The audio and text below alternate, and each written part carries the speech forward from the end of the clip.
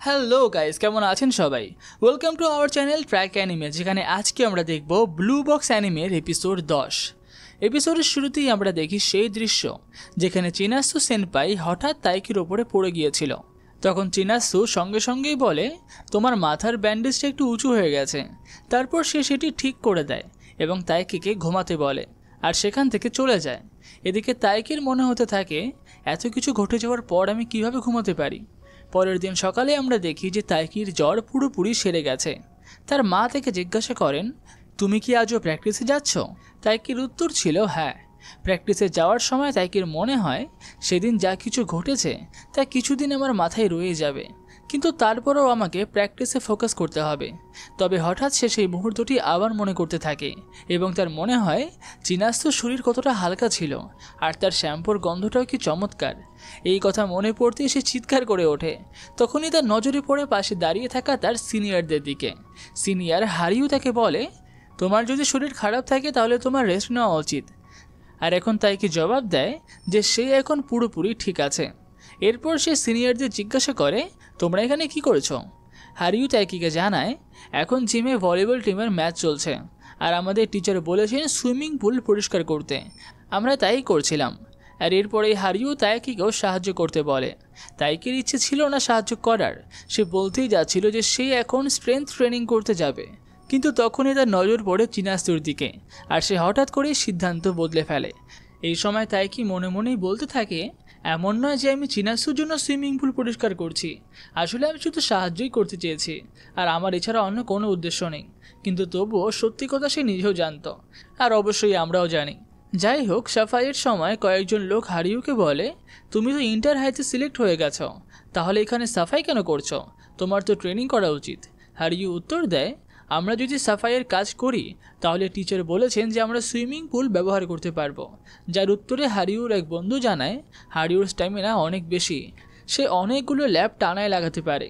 এই কথা শুনে হারিউ বলে, তাহলে তোমরা সবাই আমার সাথে যোগ দাও। এটা শুনে সবাই অবাক হয়ে যায়। এরপর হারিউ তাইকির দিকে তাকিয়ে বলে, তোমার স্ম্যাশই কিন্তু তোমার একমাত্র দুর্বলতা নয়। এই কথা শুনে তাইকি হতবাক হয়ে যায় এবং বলে, সবাই কেন আমার গোলটাই পড়ছে? হারিউ উত্তর দেয়, কারণ সেগুলো দেওয়ালে আটকানো রয়েছে।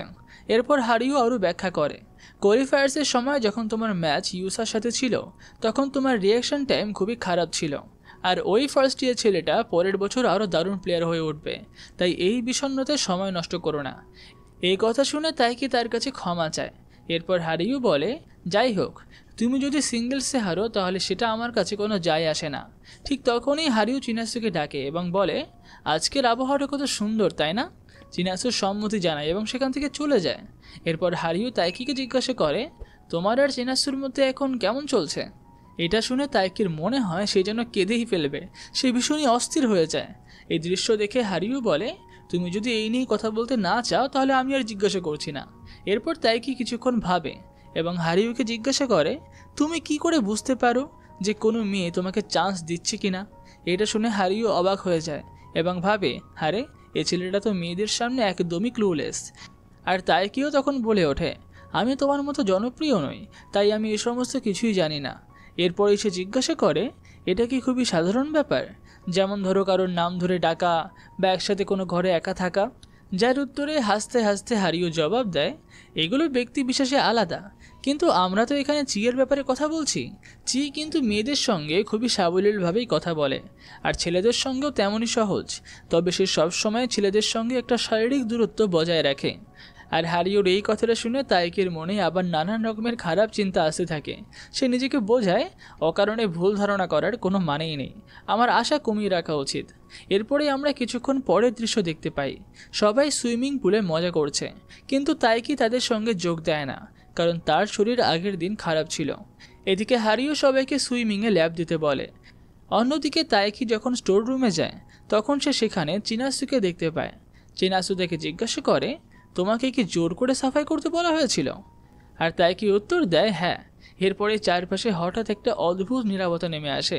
তাইকির মনে ভয় ধরে যায়, কারণ তার কাছে বলার মতো আর কোনো কথাই ছিল না। চিনাসু কাজ শেষ করে চলে যাওয়ার প্রস্তুতি নিচ্ছিল, কিন্তু তখনই তাইকি তাকে থামিয়ে ধন্যবাদ জানায় আগের দিনের সাহায্যের জন্য। এটা শুনে চিনাসু একটু লজ্জা পায় এবং তাকে বলে, এ সমস্ত নিয়ে চিন্তা করো না। আর এরপরে সে চলে যেতে চায়। তবে যাওয়ার আগেই তাকে হঠাৎ করেই তার হাত ধরে ফেলে। কিছুক্ষণ এভাবেই নীরব থাকার পর তাকে জিজ্ঞাসা করে, আপনি কি বলতে পারবেন যে এই বালতিটা কোথায় রাখতে হবে? এই সময় চিনাস্তু উত্তর দেয় এবং সেখান থেকে চলে যায়। চিনাস্তু চলে যাওয়ার পর তাইকি মনে মনে ভাবে, আমি কী ধরনের কাজ করলাম। অন্যদিকে আমরা চিনাস্তুকে দেখতে পাই, সে কেমন যেন একটু বিষণ্ণ মনে হয়।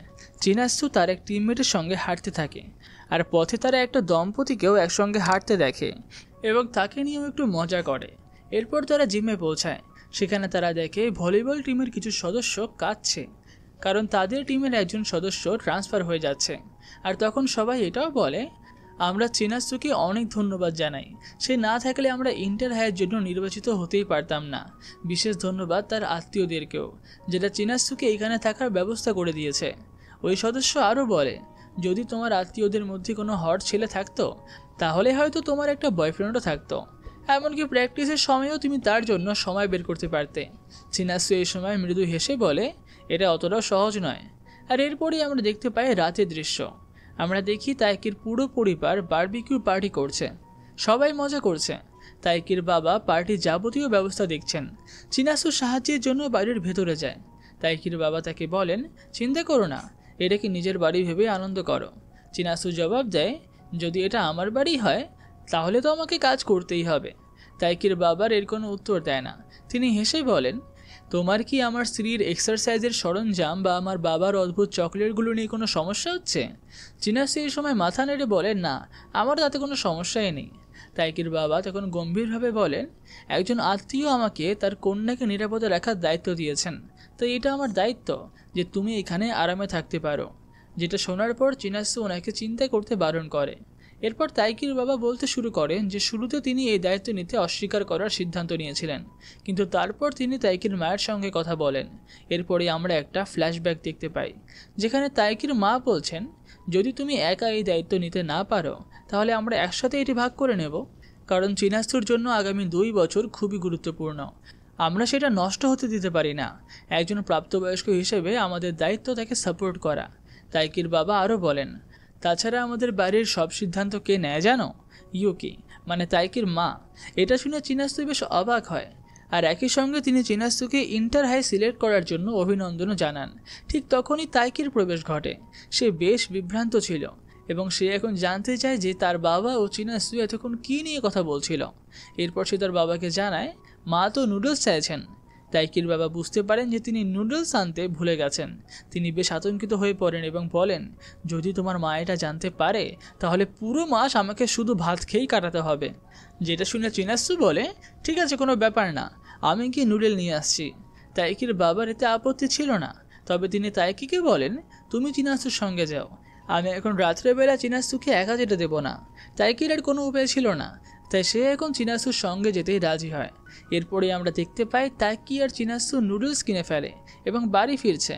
তখন তাইকি ভাবছিল, কী বিষয়ে কথা বলবো চিনাস্তুর সঙ্গে।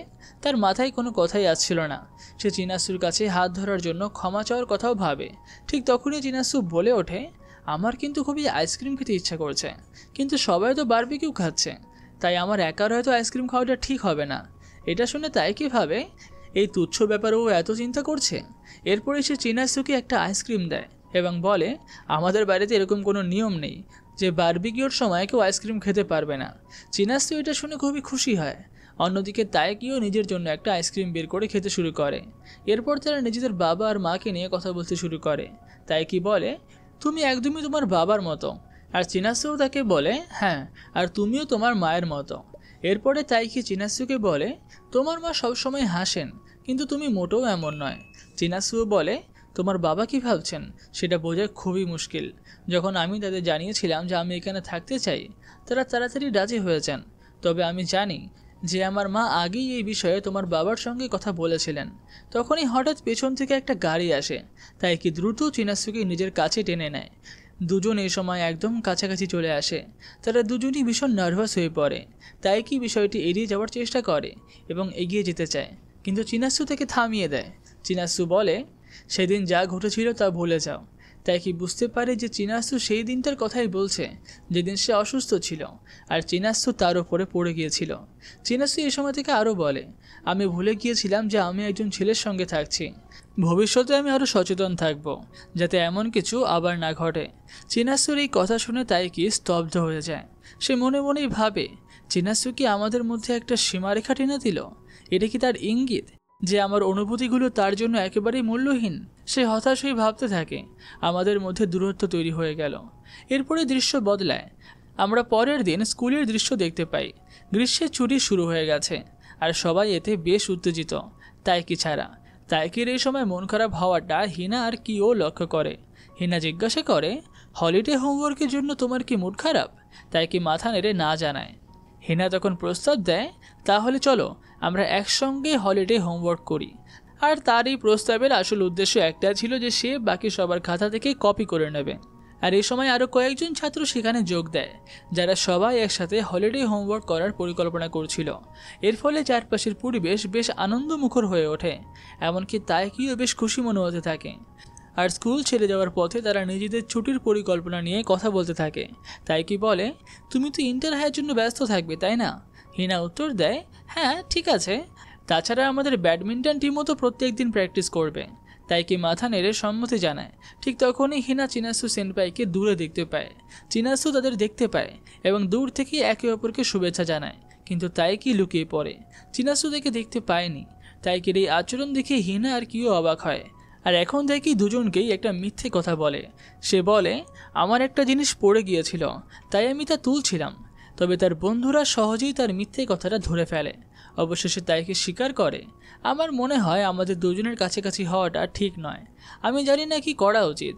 তাইকের কথা শুনে হিনা বেশ অবাক হয়ে যায়। আর এরই সঙ্গে এপিসোড 10 শেষ হয়। পুরো ভিডিওটি ভালো লাগলে ভিডিওটিকে লাইক, কমেন্ট, শেয়ার অবশ্যই করবে। আর পরবর্তী পর্বটি দেখার জন্য চ্যানেলটাকে সাবস্ক্রাইব অবশ্যই করে রাখবে। তাহলে দেখা হচ্ছে অন্য কোনো ভিডিওতে।